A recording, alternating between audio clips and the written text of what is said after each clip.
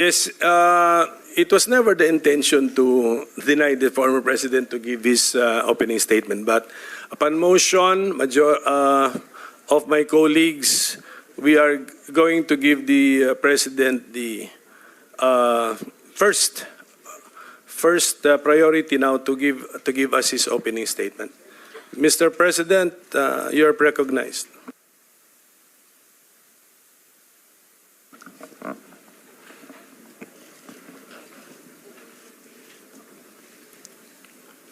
Before anything else,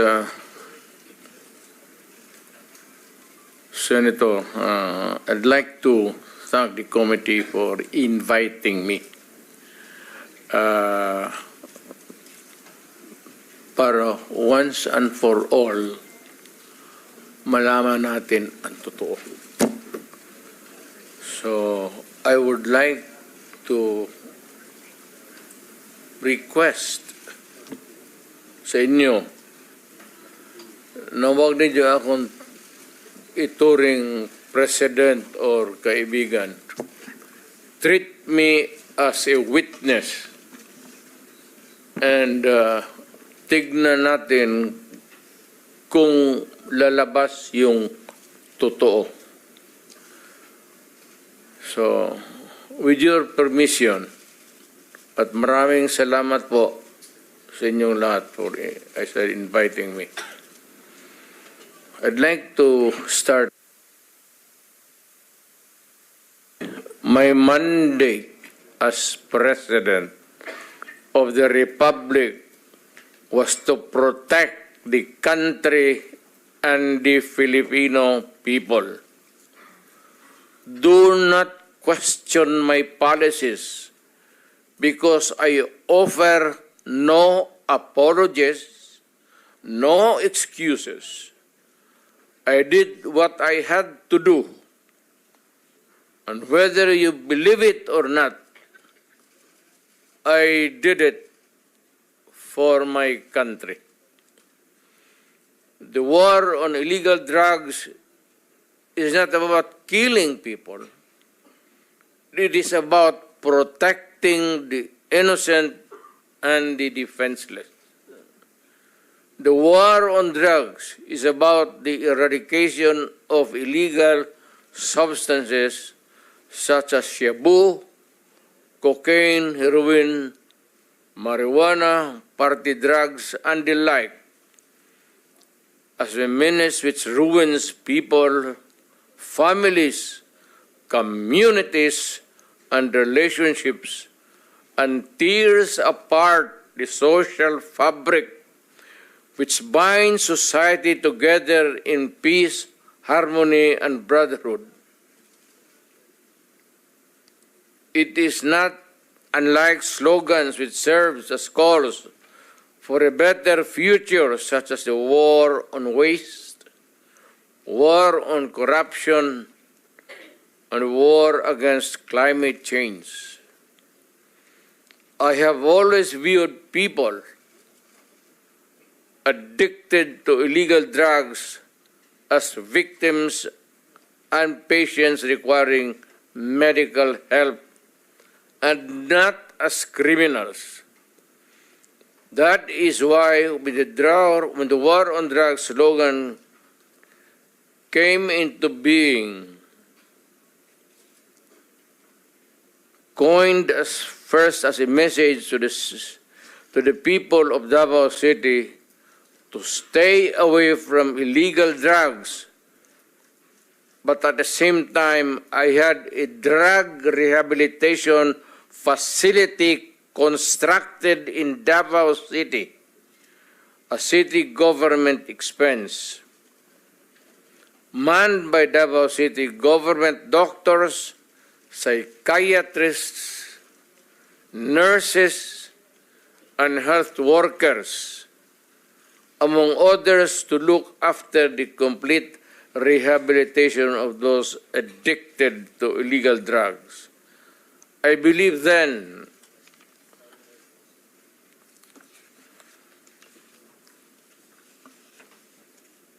and I still believe now that rehabilitation and not fear of death or incarceration to be the key to the return of the addicted individuals back to the mainstream of a just and forgiving society. But no mistake about it, I hate drugs. I loathe the purveyors, the merchants, and the pushers of this demonizing element. I have not failed to emphasize this from the very day of the campaign when I ran for the presidency in 2016. This was my covenant with the Filipinos who believed in me. And to this day, must still agree with what in government have achieved. It is unfortunate that drug-related crimes are on the rise again. Every day you can read about children being raped, people getting killed and robbed. And just recently, a drug den was raided within the Malacanang complex. This clearly manifests that the purveyors of this menace are back in business.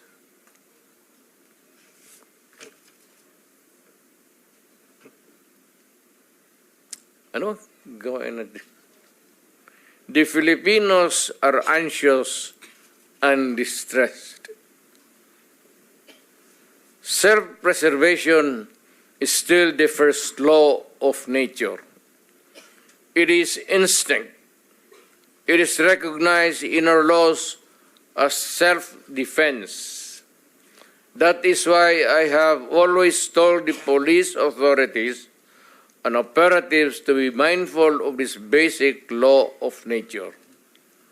However, I tell them not to abuse their authority and power, and hindi ko talaga pinayagan yung abuso ng pulis o sundalo kailanman sa buong buhay ko and as mayor for so many years and as president. In the guise of protecting themselves. But when your very life is placed at risk and it can be snuffed out in a matter of seconds, then and only then must you act accordingly. Repel the aggression only in self-defense. Alam mo, matagal ako nagturo sa aming bayan sa Police Academy. When I was a prosecutor, to augment my income noon na bago akong kasal, nagturo ako sa police. Ang sinabi ko talaga sa kanila, when you are arresting a criminal, you are not supposed to request him to surrender. Rather, you have to overcome the resistance. However, pag ayaw, it's the duty of the police is to overcome the resistance kung ayaw mag-surrender. At kung may baril, at kung tingin mo, sabi ko sa mga pulis doon sa academy, mamamatay ka, barilin mo. Barilin mo sa ulo. Patayin mo at least one less criminal in the community. Yun ang utos ko when I was a fiscal and I was a professor doon sa Police Academy. Yun ang turo ko sa kanila. No quarters given, no quarters asked. Criminal ito.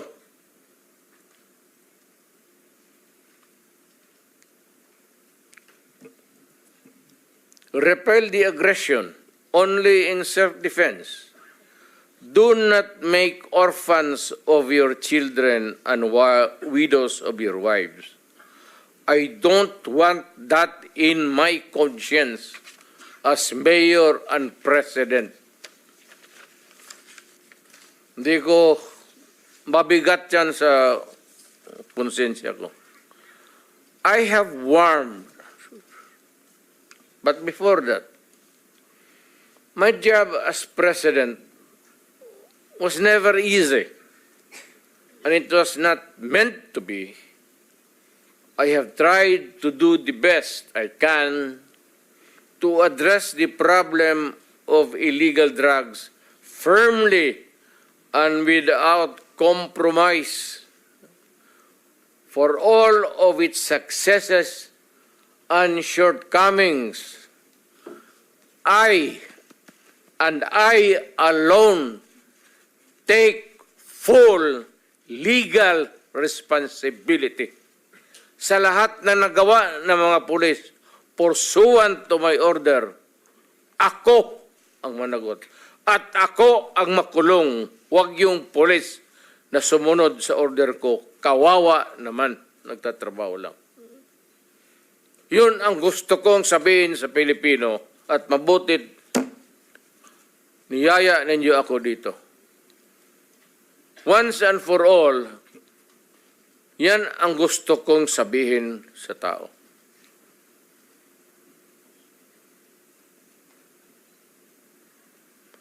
I have warned all of you as your president then and as a private citizen now. Drugs will destroy the Filipino. It will destroy my country, and I will never allow it. Baski ako empleyado sa gobyerno o private citizen, I will do what is necessary to protect my country, my community, at yung mga anak natin. This is a matter of principle.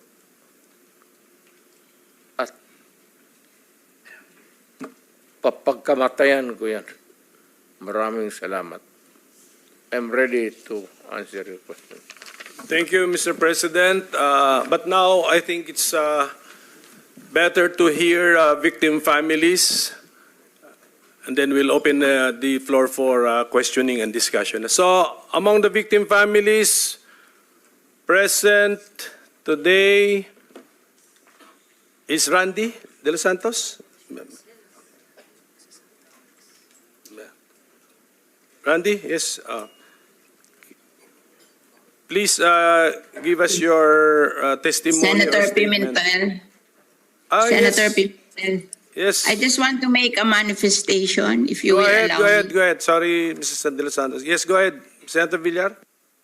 I just want to manifest that the first request to our family when President Duterte became president in 2016 was to build a drug rehabilitation center in Las Piñas.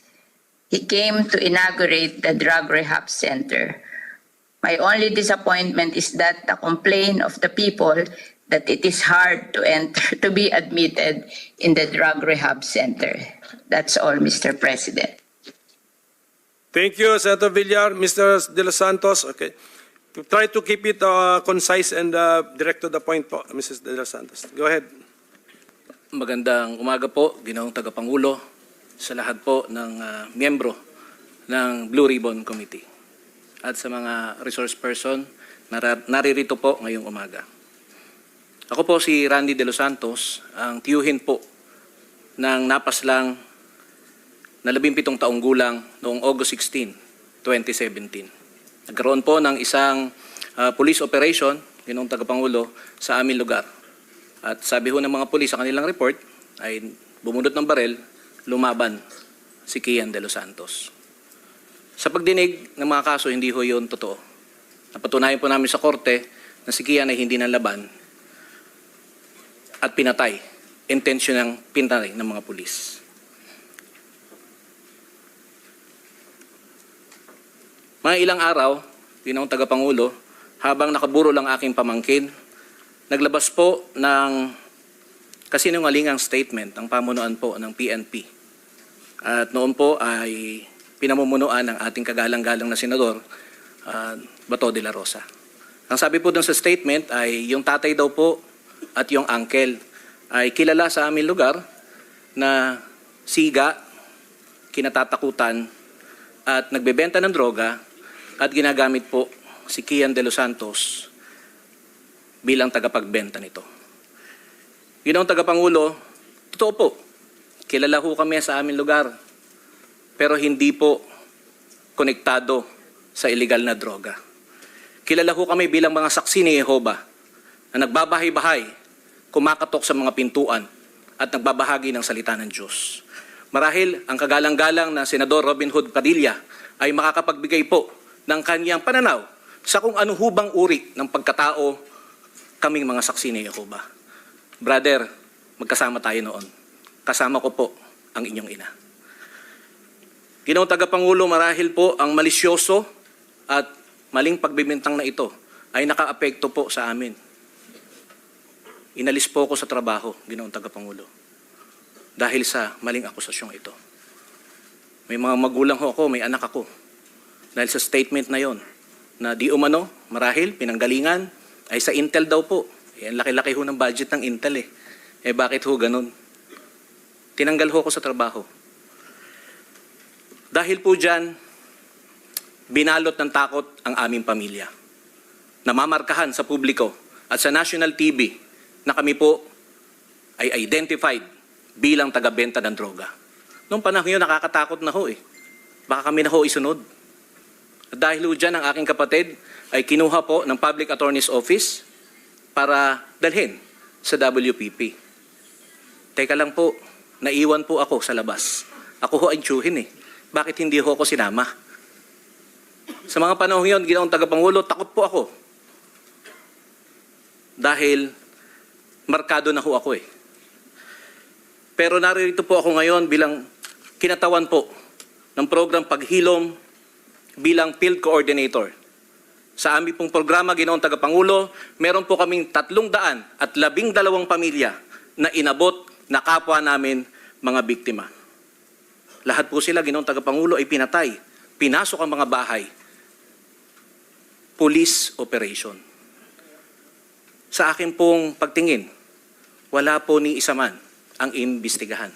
Na dapat po sana, sang-ayon sa batas, sabi sa Quadcom, na kapag ka po napatay pala ang isang biktima, ay dapat na imbestigahan. Kasuhan ng mga pulis at doon, kung hindi po ako nagkakamali, hindi po ako abogado, ay doon idepensa ng mga pulis na ito, ng mga alagad ng batas na ito, ang kanilang pagiging inosente.